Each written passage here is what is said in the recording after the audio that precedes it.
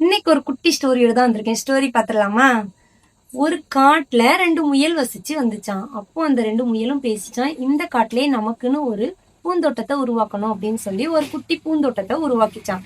அப்போ அதுல 2 முயலும் சேர்ந்து ஃபர்ஸ்ட் நாள் எப்படி வேலை பார்த்துச்சுன்னா, தண்ணி ஊத்துறது, களை புடுங்குறது எல்லா வேலையுமே 2ம் ஷேர் பண்ணி பண்ணிச்சான். அப்படி காலம் போக போக அதுல ஒரு முயல் ரொம்ப சோம்பேறி முயல் ஆயிட்டான். ஒரு முயல் ஒரு சுறுசுறுப்பான முயலா இருந்துச்சாம். ஏன்னா அந்த முயலுக்கு அந்த தோட்டத்து மேலயும் ஒரு லவ், அது பாக்குற வேலை மேலயும் ஒரு லவ். அது லவ்னால அந்த வேலையை கரெக்டா பாத்துச்சான். இந்த சோம்பேறி முயல் வேலை பார்க்கவே இல்லை அப்படிங்கறதுனால அந்த சுறுசுறுப்பான முயல் சொல்லிச்சான், நம்ம தோட்டத்தை 2 தோடமாக்கி 2 பேரும் ஷேர் பண்ணி பார்ப்போம் அப்படின்னு சொல்லி தோட்டத்தையும் 2 தோடமாக்கி ஷேர் பண்ணி பார்த்தாங்களாம்.